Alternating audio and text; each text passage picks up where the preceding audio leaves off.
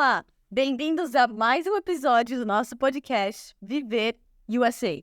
Meu nome é Juliana Seabra e eu sou corretora de imóveis na região de Tampa Bay. E esse é o Sancler Fernandes e ele é corretor de imóveis na região metropolitana de Orlando. E nós estamos aqui para dar continuidade um pouquinho da nossa conversa semana passada, o nosso primeiro podcast.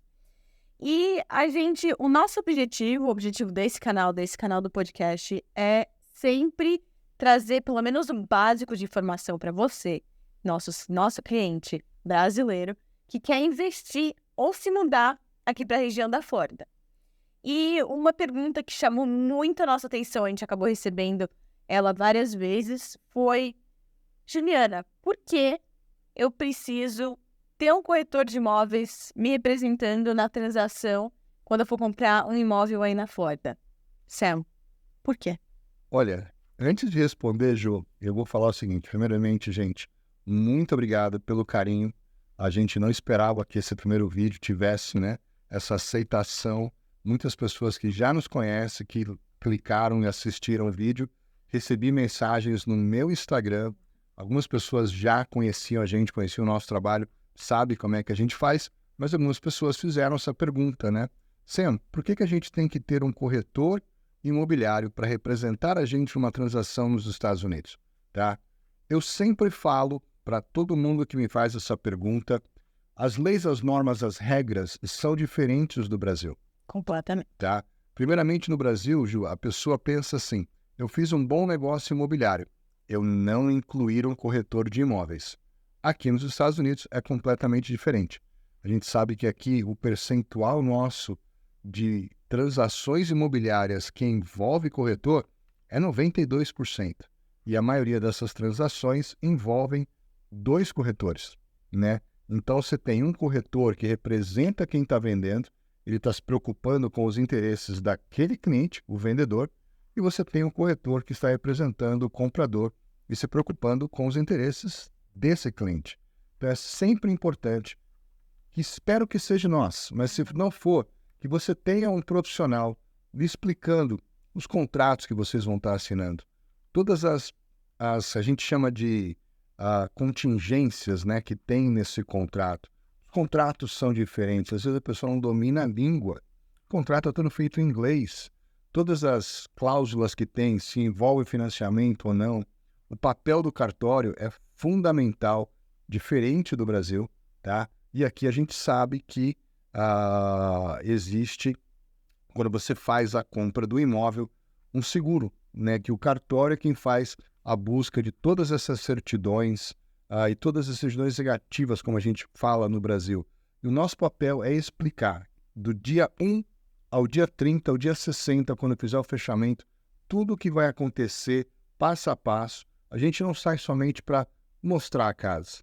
Encontramos o imóvel, vamos mostrar, e fizemos essa apresentação, como as pessoas estão acostumadas nesses shows. Exatamente. Muita gente pensa isso, que a gente só mostra a casa, procura aí na internet e leva o cliente para casa. E a gente faz muito além disso. Sim, principalmente nós, corretores, que lidamos com o público brasileiro, Quando o cliente vem, ele precisa de um consultor, ele precisa de uma pessoa que possa direcioná-lo, desde o primeiro dia, como é que ele faz a compra de uma casa. Uma das coisas que eu sempre acho interessante, e eu sempre vou fazer essa comparação, Brasil, Estados Unidos, tá? No Brasil, a imobiliária vende, na grande maioria das vezes, os imóveis que ela cadastrou, que ela captou. E o cliente conhece aquele corretor e fala: Juliana, me manda aí o que você tem disponível. Temos muitas mensagens assim. A gente recebe. E o cliente não tem ideia. A gente tem acesso aqui a mais de 30 mil propriedades que estão no mercado. Nós, a questão da exclusividade, tá? Nós, corretores, nós temos acesso a um website. Vocês vão ouvir a gente falar aqui, se chama MLS, tá? Onde nós, profissionais, temos acesso e entramos nesse site para encontrar a sua propriedade. Então, se o meu escritório não está vendendo esse imóvel, eu tenho como encontrar esse imóvel para você. E eu posso lhe representar na aquisição desse imóvel. E vai além, a gente vai falar com o cliente sobre financiamento, a gente vai falar com o cliente sobre todo o processo de aquisição, segurança. A gente sempre vai recomendar ele abrir uma empresa Essa parte você domina bastante, você já participou de bastante situações que a gente faz a primeira entrevista com o cliente e a gente explica o processo de adquirir uma propriedade numa LLC, não é isso? Exatamente. Peraí, deixa eu só dar uma pausa aqui rapidinho, só para frisar bem para as pessoas aqui de casa. O Sam explicou um pouquinho da diferença entre os corretores aqui, os corretores aí do Brasil e os corretores daqui, e como a gente tem acesso a todos os imóveis que estão no mercado. Então, aqui nos Estados Unidos, a gente trabalha com exclusividade. É antiético da nossa parte te atender como cliente se você já está trabalhando com outros corretores. Até porque não tem o porquê você falar com... Claro que você pode entrevistar 5 corretores, 10 corretores, mas a partir do momento que você fala, vou começar a visitar casa, é antiético da minha parte, se você já estiver visitando casa com outro corretor, pegá-lo, veio te atender, justamente porque ele tem o mesmo acesso aos imóveis que eu tenho. Então, todo mundo tem acesso aos mesmos imóveis. Não tem por que ter vários corretores diferentes, o que é bem diferente do Brasil.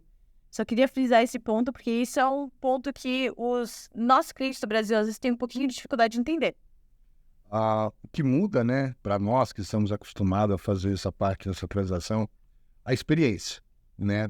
Como vocês sabem, em vídeos anteriores, eu sempre estou me apresentando, 19 anos de experiência no mercado. Então, às vezes, a pessoa trabalha com um profissional, mas a capacidade que ele tem de negociar, de representar aquele cliente, brigar pelos interesses dele, a gente tem esse diferencial nosso. A empresa que a gente trabalha, a Florida Connection, foca muito no cliente internacional. Nós tiramos licenças especializadas para atender o comprador internacional. E a gente sempre foca no comprador. A gente trabalha muito mais com compradores, tá? Mas a gente tem os clientes que vendem as propriedades conosco também, né? E a gente representa ambos, tá? Então, se você já tem um imóvel, quer vender, ou você quer comprar, a gente pode te atender, né? Sam, tem um imóvel, comprei de investimento. Antes, não conhecia vocês. Vocês podem me ajudar com a administração do imóvel? Podemos. Né? Isso é o que é legal. A gente tem um leque de opção dentro da nossa empresa que vai passar essa garantia para o cliente estar sempre bem coberto. E o legal, a gente está sempre atualizado com as normas, regras, leis, os contratos que vão mudando, para a gente estar sempre cobrindo o nosso cliente. E eu sempre vou frisar nessa parte. A gente ia falar sobre a pessoa comprar um imóvel com uma LLC, né, que é um Limited Liability Company. Tá? No Brasil, as pessoas têm a LTDA ou uma empresa chamada SA. Aqui a gente chama de LLC. Por que a gente fala, Ju, para os clientes comprarem casa registrar a escritura com uma empresa? Bom, a gente sempre recomenda os nossos clientes a comprarem como pessoa jurídica. Porque tem vários motivos, na verdade, né, Sam? Mas por causa de inventário, facilidade, e eu acho que o mais importante para os nossos clientes é eles estarem seguros com a taxação de imposto. Não é nem durante o período que você tem o imóvel, mas quando você, cliente estrangeiro, resolve vender aquele imóvel, né? Se você comprou o seu imóvel em pessoa física e você é um estrangeiro, quando você resolver vendê-lo, o governo americano tem uma taxa que chama FIRPTA. Isso significa que o governo americano retém 15% do valor desse imóvel que você vendeu, então ele retém... O valor bruto, não é só do ganho de capital, não. Do ganho bruto, gente. Exatamente. Tá, continua. E aí você acaba perdendo isso, e com a LLC, né, pessoa jurídica, você tem 0. É isso mesmo. Não que a pessoa perca os 15%. Ela vai pedir uma restituição para o governo. Mas demora. A gente tem casos que já ficam mais de 12 meses, 18 meses para a pessoa rever esse dinheiro. E às vezes a pessoa quer vender e já vendeu o imóvel e pegar esse dinheiro e já fazer um outro investimento, seja eles imóveis ou não, e esse dinheiro ele perde por um tempo, né? Gente, o interessante é que vocês vão aprender aqui conosco que não é só o fato de encontrarmos o imóvel, ajudou com a negociação, colocou o contrato, fez o financiamento. O cliente estrangeiro ele precisa de abrir uma empresa, então ele vai precisar de um contador, um escritório de contabilidade, a gente vai poder auxiliá-lo com isso. Ele vai precisar abrir uma conta bancária. Como transferir o dinheiro do Brasil para cá? Muitas pessoas não sabem, né? E tem que sempre fazer da forma legal, aprovada pelo Banco Central no Brasil, para que esse dinheiro entre legalmente aqui. A pessoa não paga imposto quando ele entra aqui, ele já foi tributado no país de origem. Isso é um mito que as pessoas às vezes têm. Ah, eu vou levar comigo no bolso, deposito na conta. Para não pagar imposto nos 2 lugares. Isso não pode, tá, gente? O dinheiro tem que vir através de uma transferência bancária.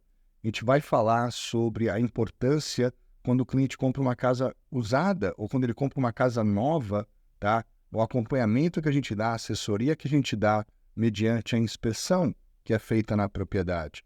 Então, O acompanhamento, o walkthrough. Exatamente. Então, peraí, você mencionou, a gente estava falando de casas de revenda, agora você mencionou casas novas. Tá. Então, a gente conhece que tem os famosos plantonistas, né? Que a gente chama no Brasil, são pessoas que trabalham para a construtora, que ficam lá e mostram propriedades e auxiliam o cliente se ele chegar. Eu não posso, vamos fingir que eu sou um cliente, né, brasileiro, eu não posso chegar na construtora e comprar direto com ele, eu preciso de um corretor, mesmo ele estando ali para me atender. Eu não pago mais barato. Muita gente acha que eu não posso economizar, já que ele não vai ter que pagar a sua comissão, porque eu não estou envolvendo o corretor, Sam. Tá, legal. Linda, maravilhosa pergunta, tá? Essa é uma dúvida que muitas pessoas têm. E legal você fazer isso para a gente estar discutindo aqui no podcast, porque é mais ou menos isso, tá? Quando você compra uma casa usada, o corretor que está representando você prepara o contrato. Quando você compra uma casa nova, quem prepara o contrato com as normas, regras e leis do contrato é o vendedor. Isso significa que o plantonista que está lá, ele está vendo os interesses da construtora, não os seus. O plantonista, ele é assalariado. Ele ganha independente que você vai entrar para comprar com um corretor ou sem. Então ele não vai te dar um desconto. O preço do imóvel não vai baixar, tá? Ele não vai te dar um desconto porque você entrou sem corretor. Então a minha recomendação é que você tenha sempre um profissional lhe representando, vendo os seus interesses para brigar por isso, tá? Quando você está fazendo essa transação, esse contrato. É o contrato que eles vão redigir, mas você vai saber verificar que as cláusulas que foram colocadas ali dentro também protegem o seu cliente no quesito de tempo, negociação, contingências, financiamento e as inspeções. Exatamente. Não, eu escuto muitas histórias, né, de clientes e aí que não compraram com a gente, claro, eles acabaram indo diretamente na construtora e aí depois perderam o depósito ou não ficaram felizes com a casa, perderam inspeções. Todo esse acompanhamento técnico que tem com as datas importantes, isso é onde a gente vai entrar. Então, a partir do momento que eu coloquei o contrato, eu tenho tantos dias para fazer a aprovação dele com financiamento. Então, se eu não sigo essas datas, o dinheiro que ele deu de depósito, ele corre o risco de perder. E o cliente não entende essas normas. No Brasil é diferente, tá? Então, eu me preocupo com isso e eu tenho essa garantia de que eu fiz esse dever de casa antes até, às vezes, de mostrar o imóvel para ele. E quando a gente fala de garantias, a casa usada, gente, para quem não sabe, aqui ela é vendida nas condições que ela se encontra. Então, se a casa tem 1 ano, 5 anos, 10 anos, você comprou o imóvel, você tem direito de fazer uma inspeção, mas ela não tem garantias. De contrapartida, a casa nova, quando você compra, ela tem a garantia de construção. Ela tem a garantia do construtor e você pode comprar a casa e ter a segurança de que você está comprando um bem que a construtora vai ser responsável por ela. Então, às vezes, acaba sendo muito mais vantajoso comprar uma casa nova. Eu sou fã, eu sou suspeito em falar. Eu moro na minha 8ª casa aqui, dentro de 23 anos que eu moro nos Estados Unidos. Eu comprei a minha casa nova e se eu for sair dessa, a previsão é que eu compre uma outra casa nova também. Entendi. Bom, gente, eu espero que a gente tenha deixado claro, sido claros aí, esclarecido algumas dúvidas de vocês aí em casa. E deixem as dúvidas no comentário, a gente volta e responde, a gente vai responder vocês no chat ali no YouTube. E a gente vai fazer mais vídeos, a gente quer saber o que vocês têm interesse de ver. Então, por favor, se inscreva no nosso canal, atinja o sininho para receber notificação toda vez que a gente posta um novo vídeo, como a gente já falou, vai ser 2 vezes na semana. E curta, comente, interage aí com a gente, né, Sam? Com certeza. Já vamos falar, de repente, de um próximo vídeo. Vou dar uma deixa aqui, tá? A gente falou aqui sobre inspeção. A gente vai fazer um vídeo, a gente vai mostrar para vocês as vantagens de comprar uma casa nova, os procedimentos, como que a gente faz essa inspeção, o que é importante você saber, os do's e os don'ts, como a gente fala aqui dentro dos Estados Unidos. Continua assistindo a gente. Os próximos vídeos estão cada vez melhor. E você, tem interesse em comprar uma casa na região de Tampa Bay? Vem comigo. Pensa bem, compra em Orlando, aqui, Central Florida. Vem comigo. Quer comprar uma casa na Flórida? Vem com a gente.